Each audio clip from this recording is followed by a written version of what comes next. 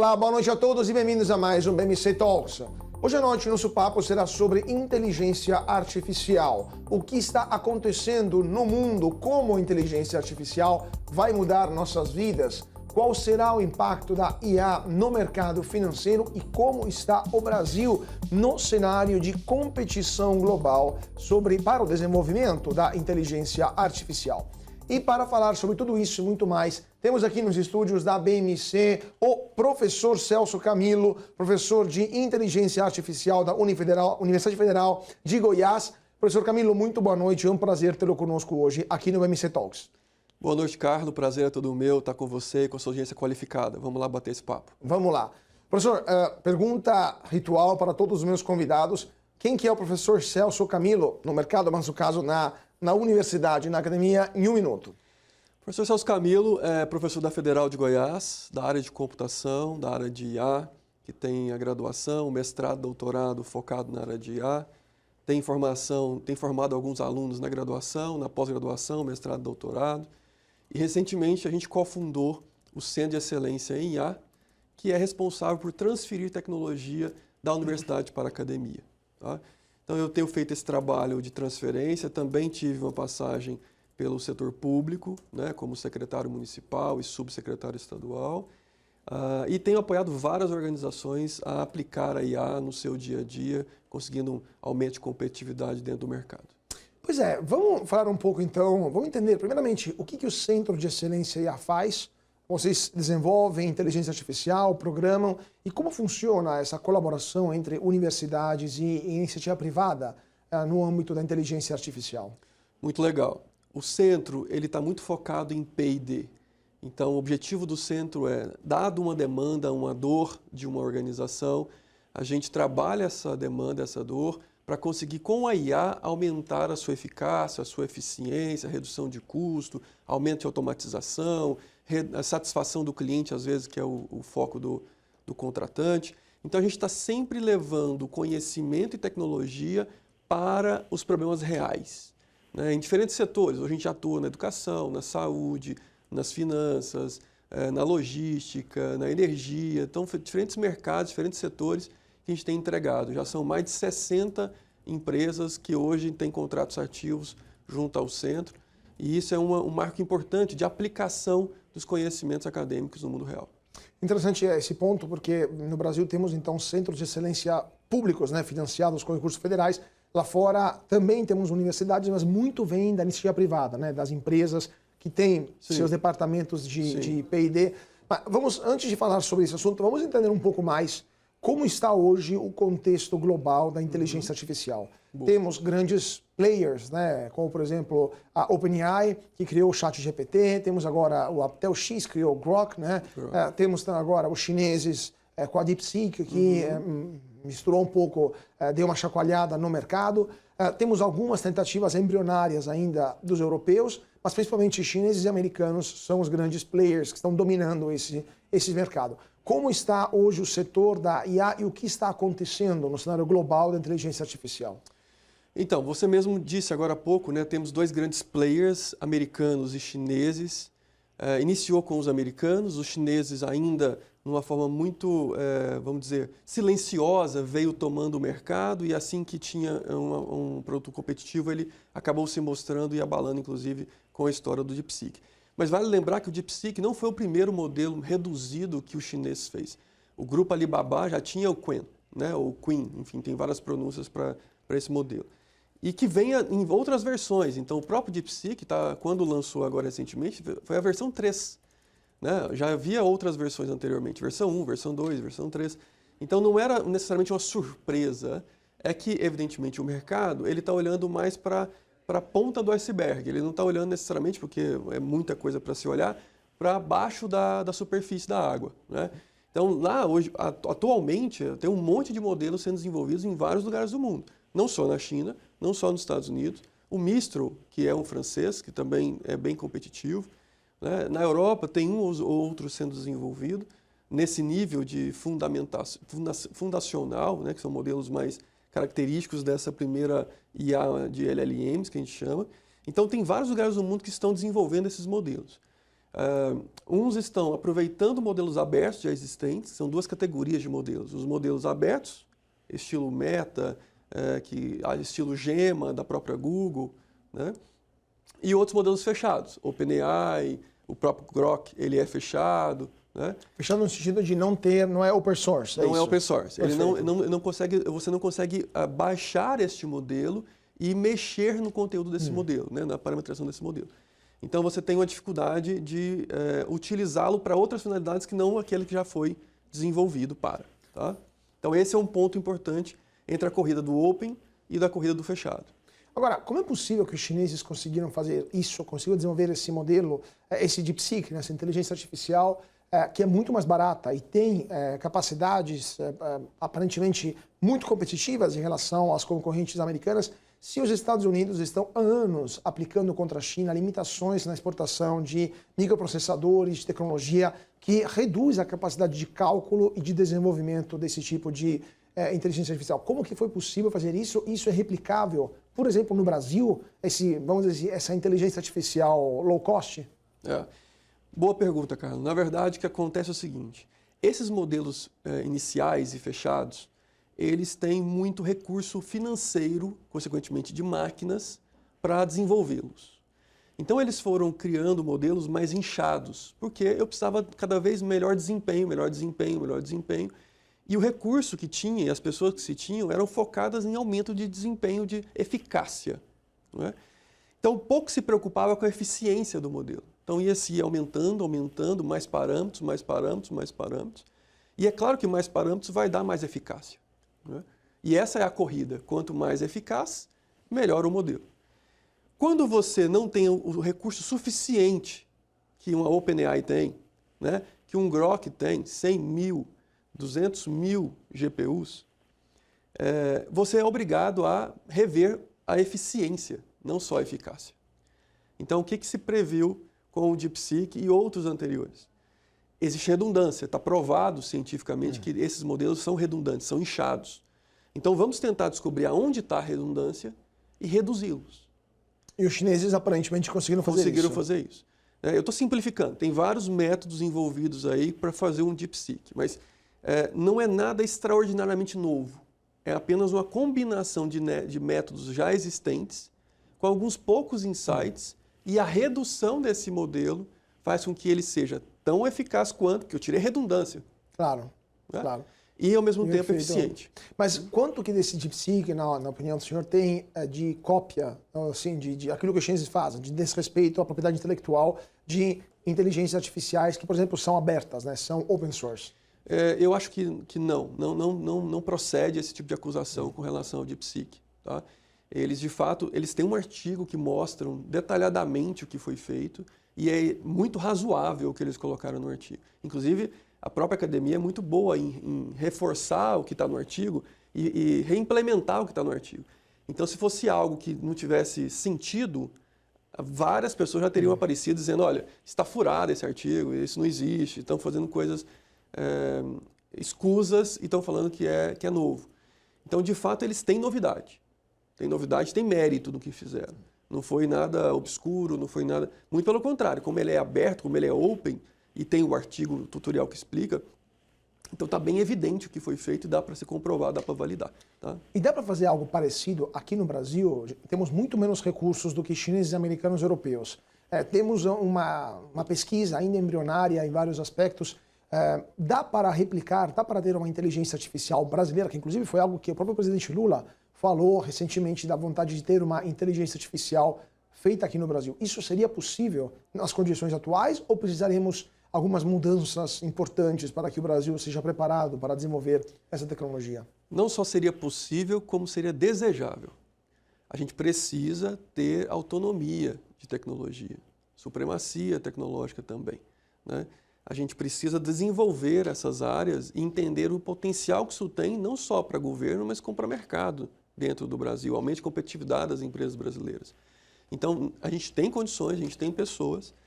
Neste momento, ainda precisa de um certo volume de recursos, concentrado, centralizado, né? Espero que o governo brasileiro esteja trabalhando fortemente, com velocidade nisso, porque é o que eu tenho dito sempre, não é mais saber o que fazer, nem como fazer. A questão agora, Carla, é quando fazer. Se a gente demorar muito para fazer, vai ficar inútil fazer. Pois é, mas interessante porque, primeiro, o governo brasileiro não tem recursos sequer para fechar o orçamento no azul. As faculdades, elas gastam, elas têm um volume importante, federal especialmente, mas o gasto delas às vezes nem sempre é eficiente.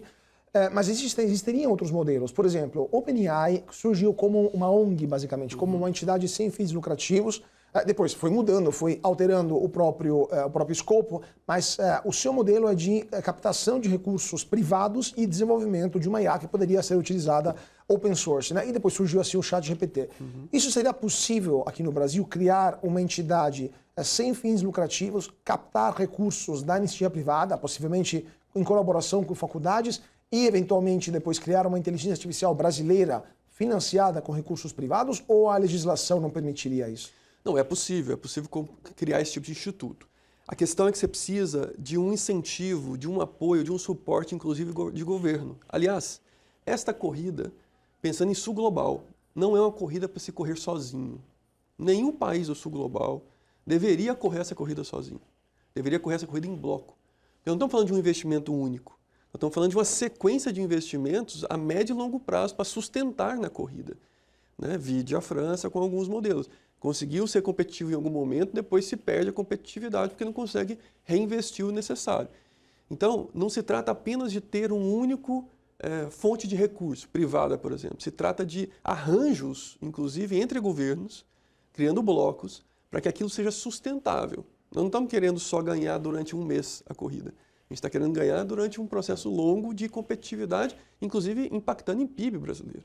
Né? Pois é, interessante essa questão do médio e longo prazo. Só para terminar esse nosso bloco, que temos alguns minutinhos, outros países do chamado sul global teriam interesse, teriam capacidade, o Brasil tem como articular tudo isso. A China, por exemplo, foi sozinha. A Índia também está tentando algo parecido, até agora com resultados que ainda não apareceram, mas existe esse movimento ou é algo que o Brasil deveria encabeçar e propor, na sua opinião? Eu acho que o Brasil tem total condição de encabeçar e propor, até pela abertura que tem, pela política externa que sempre praticou. Ele tem um momento ímpar, e aí, de novo, tem uma janela, isso fecha, em algum momento ela se fecha, para ele se articular nesse sentido. E é exatamente por um motivo que você falou agora há pouco. Os orçamentos desses países subdesenvolvidos e em desenvolvimento, eles são pequenos perto das demandas todas que eles têm. Então, se não trabalhar em bloco, é ilusão achar que a gente vai conseguir ser competitivo a médio e longo prazo. Pois é, vamos continuando sobre esse assunto, mas antes disso, rapidíssimo intervalo, 2 minutinhos, e já voltamos aqui no nosso Talks para falar sobre inteligência artificial.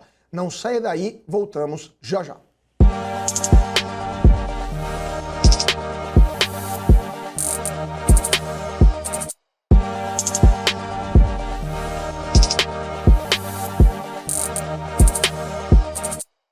E de volta para o nosso BMC Talks. Hoje à noite o papo é sobre inteligência artificial. Estamos aqui nos estúdios da BMC com o professor Celso Camilo, professor de inteligência artificial da Universidade Federal de Goiás e cofundador do Centro de Excelência em IA da mesma universidade.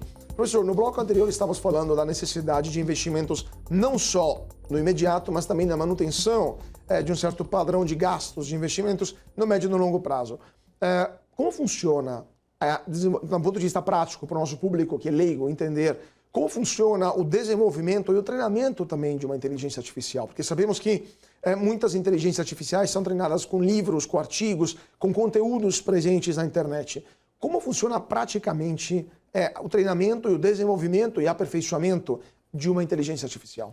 Boa. Você tem basicamente 2 elementos aí, Carlos. O primeiro elemento são dados. A gente precisa de um volume de dados muito grande.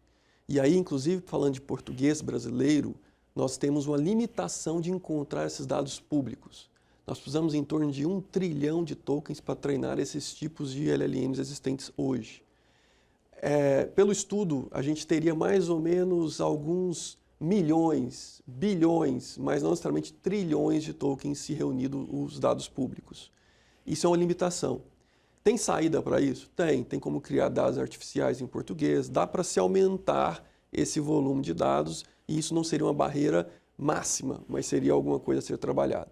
Então, o primeiro ponto é dados. E aí você tocou num ponto importante.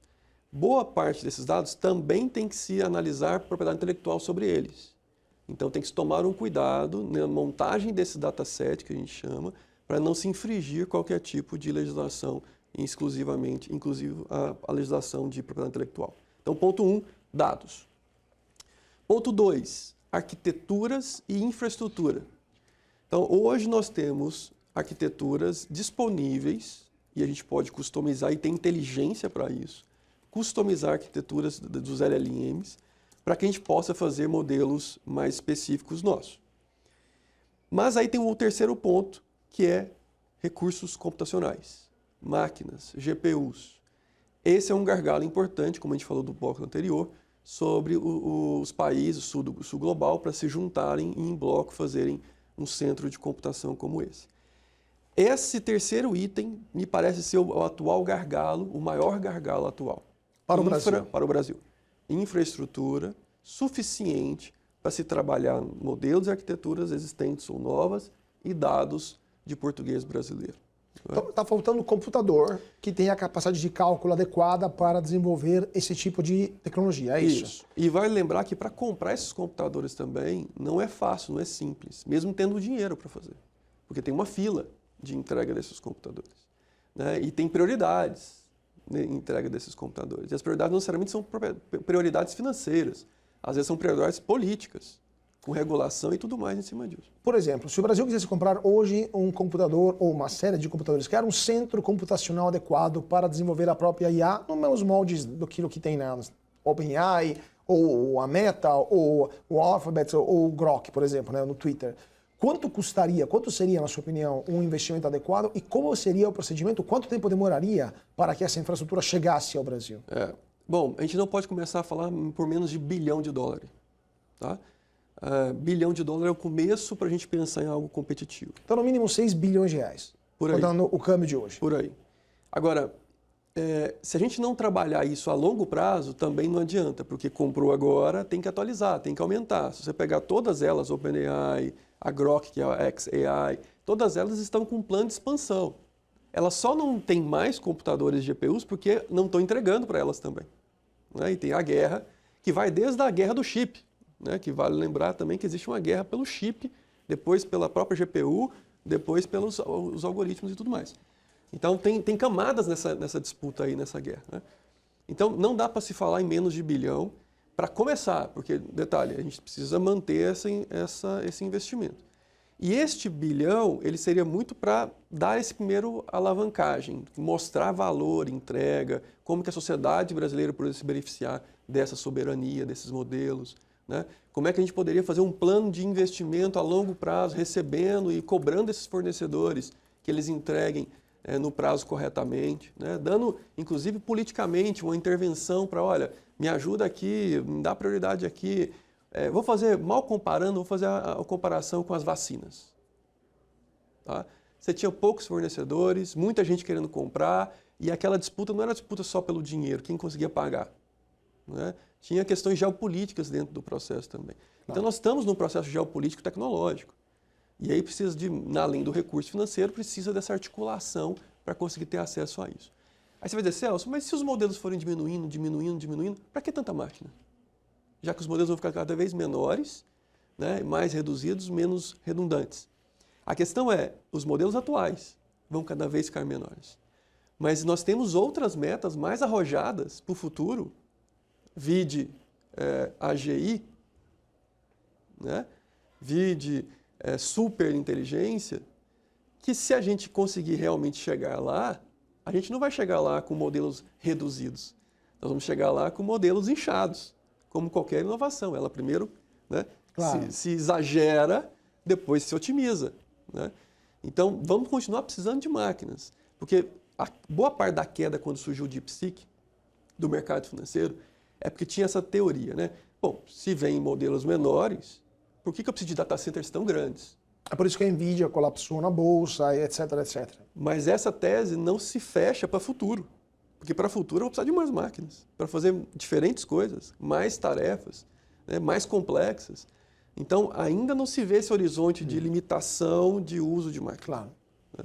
Então, essa questão da não entrega, da limitação da entrega de microprocessadores ou grandes processadores de máquinas, Como que está isso no mundo? Porque temos uma empresa importante, que é a NVIDIA, que faz os chips, né, que faz as placas mesmo. Temos uma empresa que desenha isso, que fica na Holanda, né? Temos uma empresa em Taiwan também que faz isso, mas existem outros lugares do mundo que poderiam desenvolver esse tipo de tecnologia? É algo muito limitado? O Brasil poderia entrar nessa jogada ou estamos muito atrasados e não vale nem a pena tentar? É a famosa chip war, né? A guerra do chip. Eu acho que a gente perdeu a janela. Então não adianta criar uma estatal de chip no Brasil porque não vai dar certo. Eu acho que adianta para você reduzir a dependência, mas falar que a gente vai conseguir ser líder no processo de exportação de chip, eu acho que é uma inocência. Pelo menos a gente não deu nem o primeiro, né, baby steps, a gente deu nem o primeiro passo e está pensando em ser o líder do negócio. E lembrando, a gente já teve estatal no Brasil para criar essa indústria do chip, né? Infelizmente não foi, depois foi fechada, depois foi reaberta e a gente está nesse processo de vai e vem e infelizmente não consegue avançar. Mas acho que precisa ser feito, mas para reduzir dependência tecnológica, muito mais do que conseguir liderança. Mas já reduzindo já está bom, porque você vai tirar um pouco da importação, vai conseguir ter priorização dentro da sua própria indústria, da sua casa, e vai conseguir trazer talvez para centros como esse de tecnologia um pouco menos de dependência de fornecedores externos. E vocês no Centro de Excelência de IA da Federal de Goiás, como é que vocês fazem para comprar computadores adequados para as pesquisas? Tem que ir no exterior, tem uma fila de espera, quanto tempo demora? E como é que vocês financiam também essas compras? Boa. A gente está na mesma fila que Elon Musk e outros como esse, né? A gente está comprando máquinas perto do investimento de bilhão que eu te falei, é muito pequeno. Mas para os projetos que a gente desenvolve é necessário, a gente está fazendo essas compras. Está chegando novas máquinas, chegou mais 3, a gente chama de complexos de máquinas, né? Que são DGX, que a gente chama, e cada uma delas tem mais 8 GPUs dentro, então a gente está comprando, já tem 3 chegando, vão chegar mais 7. Então a gente está comprando as nossas máquinas para os nossos projetos. Mas, de novo, essa é uma visão muito micro, que é o que nossos projetos, com essas 60 empresas, com essas demandas. Porém, quando a gente fala da visão macro de país e de sul global, é outra escala, é outro patamar. E mesmo assim, no escala micro, a gente está competindo com Elon Musk, xAI e outros como esse. E aí demora um pouco para chegar, né? Chega a demorar 2 anos para chegar uma máquina dessa que a gente comentou, né? E depois de 2 anos a máquina já não é meio obsoleta, ou seja, com o avanço tecnológico que temos, com a lei que prevê os chips que vão dobrando a cada ano quase, né, de capacidade. Como é isso, quando chega a máquina, já não tem outra tecnologia mais avançada? Normalmente, quando se faz a compra na tentativa de quando for liberado o pedido, já libere atualizado o chip, né, a GPU. Então, esse mais ou menos é o processo que a gente costuma comprar. Mas, enfim, tem esse risco também do fornecedor dizer, eu só consigo entregar este modelo para você e se você quiser esse, não você espera mais X meses. Então a lei de Moore, no caso, não se aplica nesse contexto para o que vocês compram, né? É um pouco diferente a situação. A lei continua valendo de duplicar e tudo mais. A questão é que quando você faz a oferta para o fornecedor, ele vai dizer, olha, eu consigo compensar se caso demorar demais, te entregando a última versão. Perfeito. Né? Agora, e do ponto de vista, nós falamos do ponto de vista físico, dos hardware e do software, ou melhor, o software humano, né? Capital humano, de pessoas capacitadas para fazer pesquisa sobre IA e desenvolvimento de IA. Como estamos no Brasil? O centro de vocês é um dos pioneiros do Brasil para formar estudantes em IA. Agora estão aparecendo na oferta formativa de algumas faculdades brasileiras curso em IA. Por exemplo, aqui em São Paulo temos o IBMEC de São Paulo, que oferece um curso de inteligência artificial. Como está isso no Brasil? Quantos especialistas temos em IA no Brasil hoje e quantos teremos no futuro, na sua opinião? Essa talvez seja a dimensão que a gente é mais competitivo no mundo, os nossos talentos. A gente tem uma quantidade de talentos muito proporcional ao que a gente vai encontrar em outros países por aí, né? Então, comparado com dataset, pessoas e infraestrutura, talvez pessoas seja que a gente esteja mais bem posicionado. Tá? Por quê? Porque a gente tem várias escolas de computação muito bem preparadas para esse processo da IA. Lá, como você disse, na UFG, nós criamos o primeiro curso de graduação em IA do país. Né? Já se formou a primeira turma, está se formando a segunda turma agora. É claro que um curso só não consegue suprir a demanda toda, mas tem outras universidades dentro do país que também já estão nessa esteira de formação, além da pós-graduação, né, lato sensu, stricto sensu, que também compõem essa especialidade da IA. Então, eu acho que, em termos de talentos, nós não temos grandes problemas. Nós precisamos aumentar a escala, evidentemente, né, vai aumentando a demanda, vai aumentando a necessidade de formação. Mas nós temos muito bons talentos dentro do país, muitas boas cabeças dentro do país, e isso a gente, dando condição a elas, a gente tem realmente uma curva exponencial de crescimento e utilização da IA. Interessante esse ponto, dando condição a elas, porque muitos dos talentos, especialmente de TI, né, de programação, de desenvolvimento de software, acabam sendo contratados por empresas estrangeiras, muitas vezes ganham em dólares, mesmo gastando em reais, morando no Brasil. Então, nós formamos talentos no Brasil para que depois sejam aproveitados por empresas de outros países, mesmo estando em território brasileiro. Como resolver isso, na sua opinião? Se tem como resolver isso, aumentando os salários, o mercado faz isso sozinho?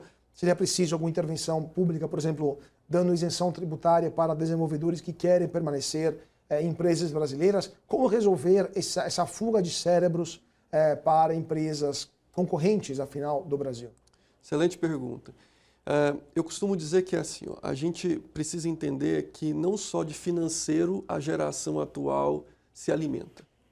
Não é? Tem vários outros fatores, várias outras dimensões nessa equação de atração e retenção de talentos hoje dentro do país. Sem dúvida nenhuma, o fator financeiro ainda é bastante representativo, bastante relevante. Mas tem outros fatores, como proximidade da família, a capacidade que o Brasil tem de clima, né, de ambiente, de contexto, de cultura. Isso parece que não, mas mantém alguns talentos dentro do Brasil também. Mas você tem razão, muitos também vão para fora por uma questão competitiva que também se oferece lá de fora, né? A questão do mercado, a questão do financeiro, a questão da qualidade de vida em alguns outros lugares do mundo. Então tem essa competição. Agora, o que eu costumo dizer que seria a salvação, a solução para esse equilíbrio maior dessa competitividade por talentos? É quando as empresas brasileiras começarem a também vender em dólar. Porque se eu aumento a capacidade delas de competitividade internacional, elas passam a ter recursos suficientes para competir lado a lado com qualquer outra empresa americana, ou empresa francesa, ou empresa chinesa. O nosso problema é que muitas das vezes a gente está só olhando para o mercado interno, especialmente as empresas de tecnologia. E na área de tecnologia, cara, o mundo é flat. Não tem mais esse negócio de, eu trabalho aqui, não trabalho lá. Esse pessoal de tecnologia, todos eles falam inglês muito bem, né? Às vezes até 2, 3 línguas. Então, o mundo é flat na tecnologia. Então, a competitividade das empresas brasileiras dependem da condição que elas têm de competir e ofertar serviços para fora do país também, recebendo assim moeda forte. E assim, podendo pagar eventualmente funcionários aqui no Brasil em moeda forte. Vamos continuar a falar sobre esse assunto, mas antes disso, um rapidíssimo intervalo, 2 minutinhos e já voltamos a falar aqui no Talks de inteligência artificial. Não saia daí e voltamos já já.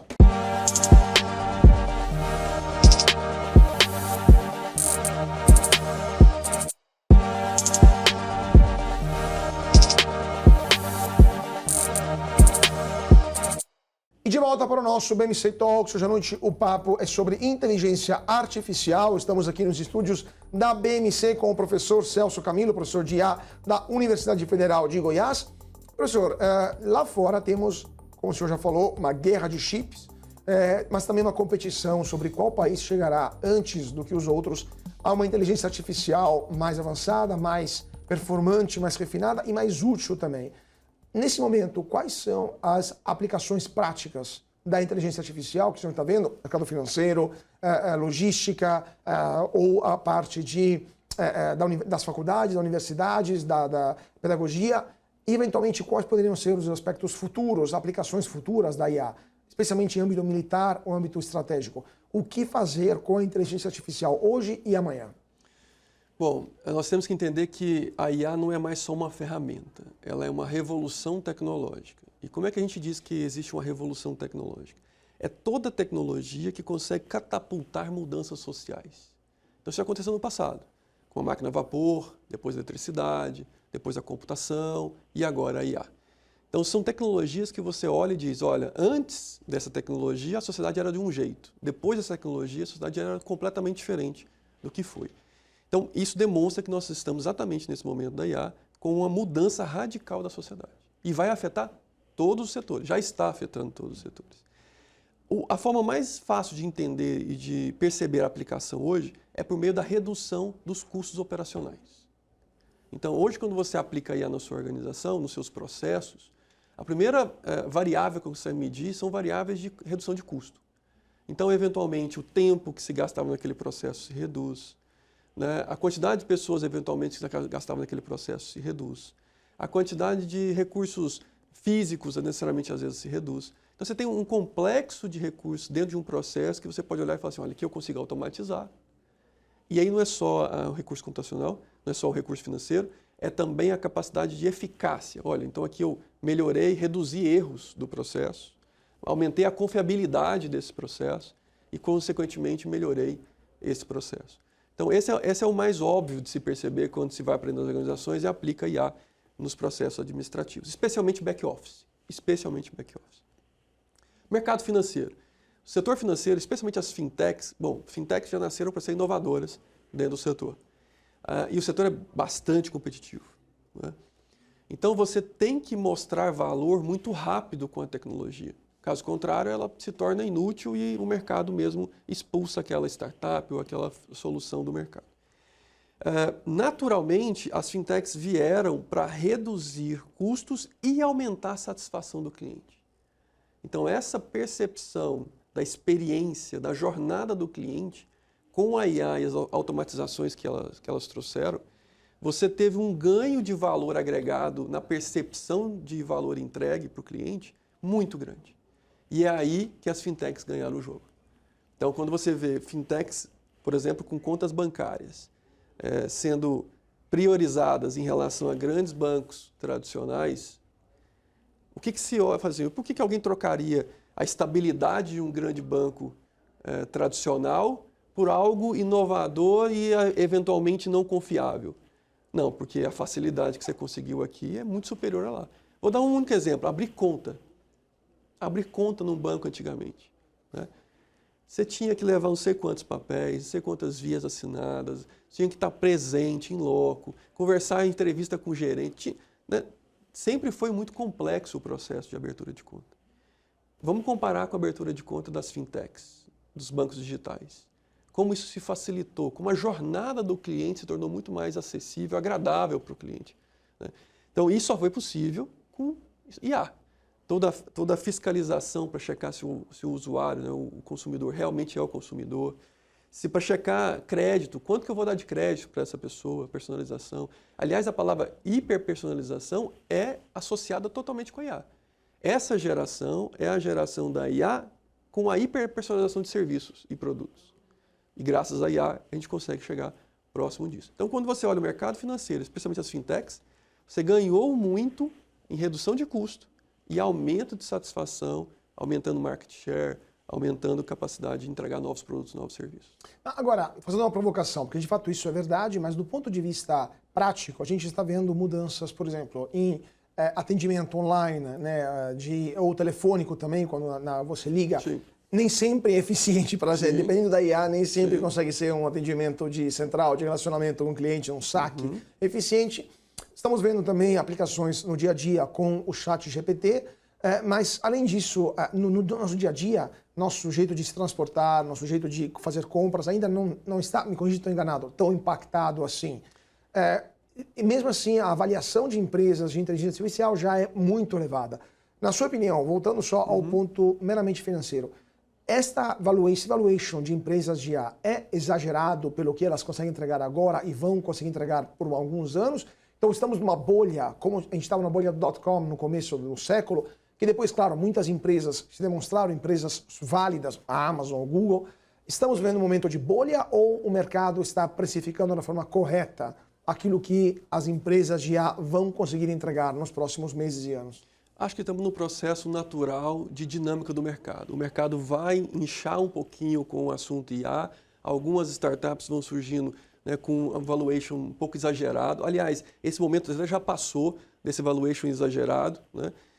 Agora ele começa a corrigir esse valuation, mas não acho que seriam um paralelo com a bolha anterior da .com, né, assim, da internet.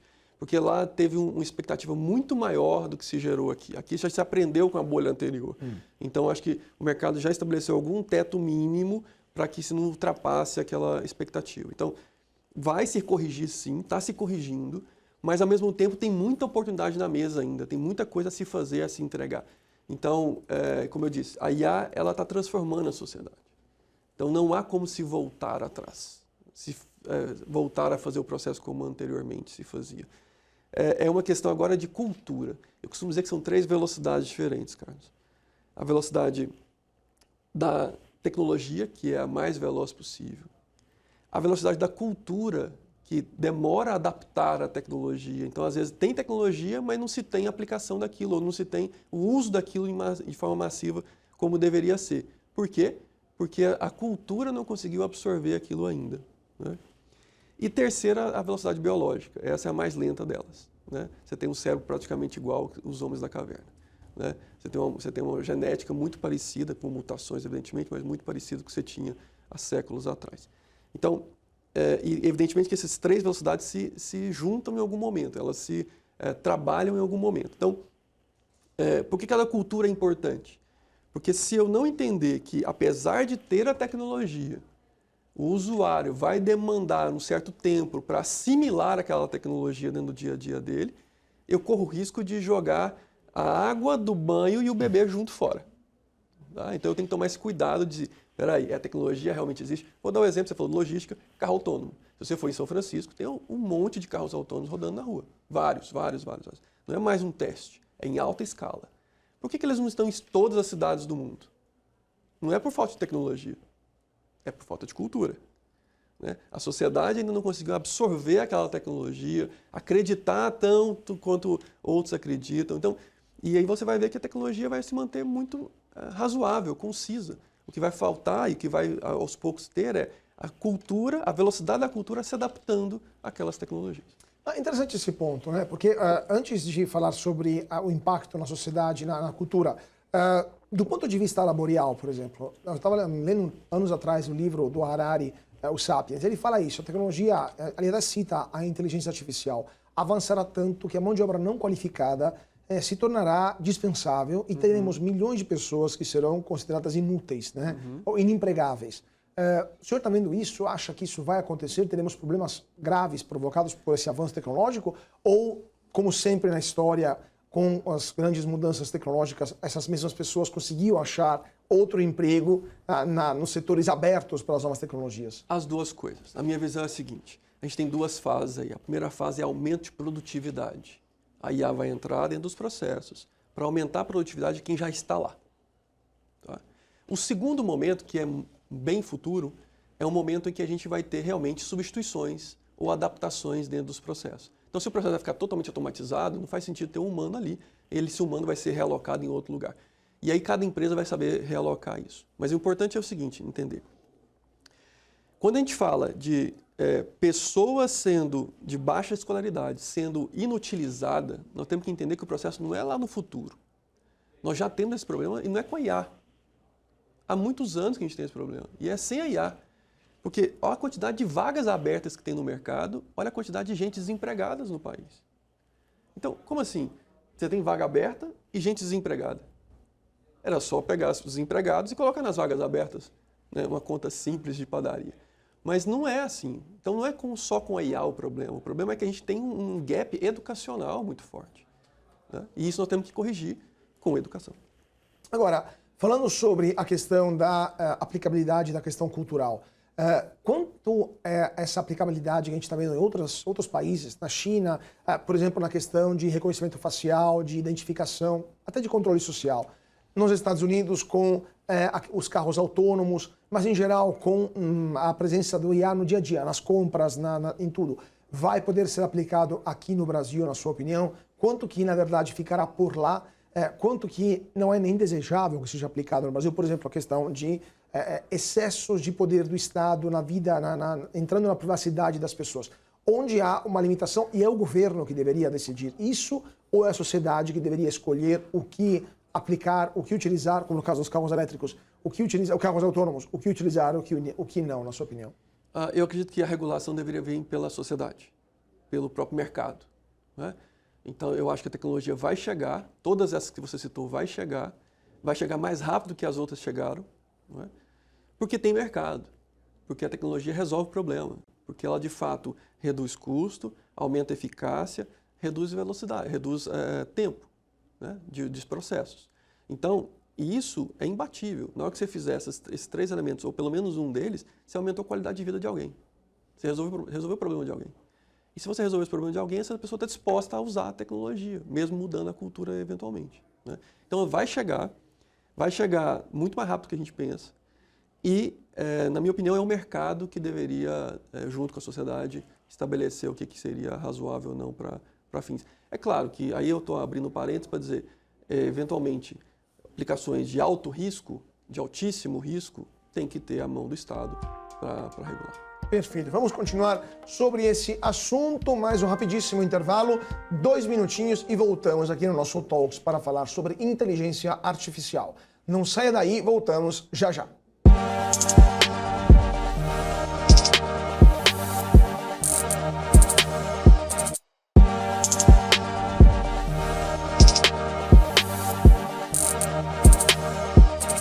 E de volta para o nosso BMC Talks, hoje à noite o papo é sobre inteligência artificial. Estamos aqui nos estúdios da BMC com o professor Celso Camilo, professor de IA da Federal de Goiás. Professor, a IA também pode ser utilizada para fins bélicos, né? O primeiro país que conectar uma inteligência artificial avançada ao seu arsenal poderia ter uma vantagem competitiva importante em relação aos seus adversários. Mas, ao mesmo tempo, há várias utopias, né? várias distopias.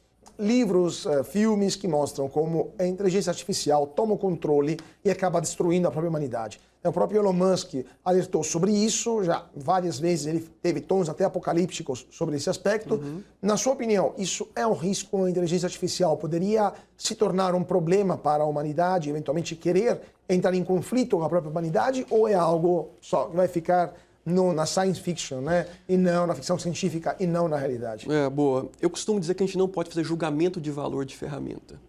Não existe ferramenta boa e ferramenta ruim. O que existe é o uso da ferramenta para fins benéficos ou o uso da ferramenta para fins maléficos. Então, é importante ressaltar esse ponto, porque senão a gente começa a criar um estigma em torno da IA, que a IA, né, o medo em torno da IA, isso é muito prejudicial, porque essa mesma IA salva vidas. Essa mesma IA pode ser aplicada para diagnóstico médico. Essa mesma IA pode ser usada para tratamento médico, né? Então, alterações genéticas importantes, enfim, qualidade de vida. Então, não dá para julgar a ferramenta, não dá para julgar a técnica, nós temos que julgar o uso dessas ferramentas. É que nesse caso, só para interrompê-lo, a ferramenta se usa sozinha, né? Diferente das outras ferramentas, o machado pode ser usado para cortar lenha e ligar uma fogueira, para matar também, mas nesse caso, me corrija se estou enganado, é a ferramenta que decide o que fazer e como fazer sozinha. Em partes, porque em algum momento alguém configurou aquela ferramenta, estabeleceu o que a gente chama de função objetivo, né? Ela tem um objetivo para existir, e alguém foi lá e colocou aquele objetivo para que ela executasse. Então, este alguém é o responsável por, eventualmente, algum malefício que fosse causado por aquela ferramenta, né? Mas eu não sabia que ia chegar nesse ponto. Então, falta de teste e validação é um princípio básico de todo software. Se você não tem garantias da aplicabilidade do software, não tem que colocar em produção.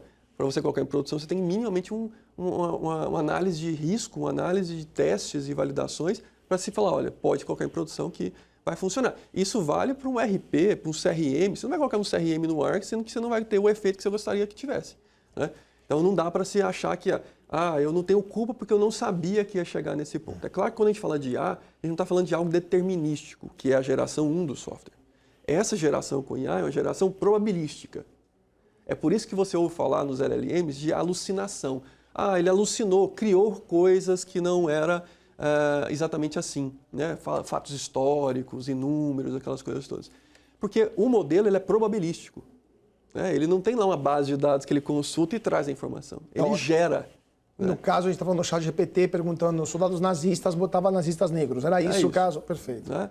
Então, ele gera, e eventualmente ele gera alucinando, porque é probabilístico. Ele vai buscando cada palavra com uma probabilidade. Qual é a probabilidade da próxima palavra existir, dado as palavras anteriores? Né? Simplificando muito aqui. Então, por ser probabilístico, você não tem controle total da resposta, mas você tem como testar, experimentar e validar com uma certa acurácia. E dizer, olha, com 99% de chance de acurácia, isso aqui está funcionando legal. Tá? Então, esse receio de a máquina vai dominar, a gente não tem o controle dela, isso tem que ter bastante cuidado ao ser dito, porque alguém desenvolveu aquele objetivo para aquela máquina, mesmo que seja que ela depois se autocorrija, que se auto-implemente, que se estabeleça objetivos novos. Tá? Indo para a área ibérica, eu acho que sim, é um risco, e detalhe, já está sendo usado. Não adianta a gente ser inocente e achar que todos especialmente os países desenvolvidos, já não estão usando. É claro que estão usando. E a IA está embarcada em várias coisas. Ela está embarcada nos mísseis, nos drones, nos tanques, nas vestes dos soldados, né, nos óculos. Então, a gente está vivendo um momento que não é mais se, já é quando e como. Não é? Então, de fato está sendo usado. E aí, de novo, é a soberania nacional, porque um exército que não tem essa tecnologia, ele praticamente volta lá para a pré-história, né? E comparado com o outro que tem, fica realmente refém, né? É bem injusto essa competição, né? Uma que tem ou que não tem. Então, a gente tem que estar preparado também, enquanto nação, inclusive na área militar, para esse tipo de tecnologia. E o senhor acha, só para terminar, o senhor acha que teremos no futuro regras, estou pensando nos livros de Isaac Asimov, né, das 3 leis dos androides, né, dos robôs de Asimov, ou seja, regras que serão pré-programadas como uma constituição da IA mundial, ou seja, a IA não pode criar danos para seres humanos, tem que obedecer a ordens de humanos, ou isso é meio utópico e dificilmente chegaremos a regras como vimos nos livros de ficção científica? Não, eu acho que é razoável você ter regulações que sejam de princípios. Né? Eu acho até mais razoável e mais perene regulações como essa. Que elas estejam trabalhando em cima de princípios, valores e ética. Porque as tecnologias vão mudar. E se a gente quiser manter os princípios, eles são, de novo, mais razoáveis para serem estabelecidos. É claro que, como legislação, não pode parar só no princípio. Tá? Talvez alguns termos jurídicos que a gente acrescente à regulação que chegue a uma granularidade mais fina, que fale um pouquinho mais de qual aplicação pode, qual aplicação não pode, né? Alguns decretos mais do executivo. Mas o fato é, devemos sim traçar guardrails, limites, para que a gente, de fato, guie. Olha, até aqui pode, a essa linha não pode ser ultrapassada. E, terminando, na sua opinião, a classe política brasileira, mas, em geral, internacional, mundial, está consciente disso tudo? Ela entende o que está acontecendo? Ou quando fala IA, lê alguma coisa, não entende a importância de tudo isso, não entende o que deve ser feito para desenvolver IA? Existem países onde tem uma classe política mais consciente, menos consciente? O debate público está sendo bem direcionado? Ou as pessoas que têm o poder da canetada, o decision making, não entendem, não têm a compreensão técnica daquilo que está acontecendo? A grande maioria ainda não entende. Não entende nem sequer o que é, nem o impacto que pode causar. Essa, infelizmente, é a grande maioria no mundo. Tá? Não só no Brasil. Não então. só no Brasil. Existem organizações como a OCDE, que já destacou um grupo de estudo chamado DPEI, tá? Que é uma parceria global pela IA. São 29 países hoje. Recentemente eu estava dando uma palestra no último evento do DPEI. E que alguns desses países estão mais maduros. E o foco do DPEI é justamente juntar técnicos com políticos para que se tenha políticas públicas um pouco mais aderentes com a realidade que nós temos e que teremos no futuro. Então, existem iniciativas nesse sentido, de esclarecer gestores públicos da importância que é a ferramenta e o impacto que ela vai ter na sociedade daqui para o futuro. E no Brasil temos alguma iniciativa como essa? O Brasil não faz parte da OCDE, um país candidato, mas no Brasil temos alguma iniciativa, de alguma tentativa de faculdades ou de centros de pesquisa de explicar para os políticos o que deve ser feito e como regulamentar, ou ainda estamos atrás? O Brasil faz parte do DPEI, apesar de não estar na OCDE, né, mas ele é um dos 29 países do GPAI. Então, ele está nessa discussão internacional de políticas públicas com a IA. E vejo outros fóruns acontecendo também, mais segmentados por setor, mas vejo acontecendo também. Agora, não vejo uma estrutura única, específica para a área política, para falar sobre IA e o impacto da IA no setor político. Aliás, esse é um ponto importante, porque muitas das vezes quando a gente ouve falar da regulação, ou por que se erra nas regulações e tudo mais, se espera demais, é muito lenta, eu acho que muito é por falta de conhecimento mesmo. Se as pessoas, e aí é o problema, né? A IA virou um assunto político. E aí, quando ele vira um assunto político, ele gera um monte de ruídos. E aí, separar o que é joio e o que é trigo dessa conversa toda é mais difícil ainda. E aí, como é que se resolve isso? Esclarecimento, né? Então, teria que ter realmente mais conhecimento, mais esclarecimento, especialmente da classe política, para a gente acelerar esse processo. Últimos 2 minutinhos, professor. No passado, o Brasil atuou para tentar obter tecnologia, especialmente de medicamentos, de remédios, na ruptura das patentes, no não reconhecimento de algumas patentes e a produção no Brasil desse tipo de medicamento. Isso foi, inclusive, no começo dos anos 2000 e continua valendo em alguns casos. O senhor acha que, no caso da IA, poderia se chegar a um ponto de romper patente, teria até capacidade técnica de reproduzir um DeepSeek da vida, uma OpenAI no Brasil, caso o governo brasileiro não reconheça o direito intelectual daquela empresa, ou é algo tão complexo, tão elaborado, com a necessidade tamanha, técnica que não temos, que seria, mesmo querendo, não seria possível fazer isso? Eu acho que não precisa quebrar patente. A gente tem os modelos abertos, tem a literatura científica e a gente tem condição, talentos para desenvolver os nossos próprios, ou pegar os existentes abertos e customizá-los para a nossa realidade. Não vejo necessidade nenhuma em quebrar patente da OpenAI, não vejo necessidade nenhuma de mexer com modelos fechados, né? Eu acho que a gente tem total condição de competir com os modelos abertos e criando os nossos próprios modelos, com certeza, com os talentos que a gente tem. Perfeito. Teria muitas outras perguntas aqui para o professor, mas infelizmente o tempo é tirano. Eu queria agradecer muitíssimo professor Celso Camilo, professor de IA da Universidade Federal de Goiás e cofundador do Centro de Excelência em IA da Federal de Goiás. Muito obrigado, professor. Foi um prazer tê-lo conosco. Prazer é tudo meu. Fico à disposição. Até a próxima. Até a próxima. E muito obrigado a vocês que estão seguindo a gente aqui na BMC. Continue com nossa programação e nos vemos na semana que vem para mais um papo sobre política, economia, finanças, negócios e internacional. Mais uma vez, muito obrigado a todos pela atenção, uma ótima noite e até mais.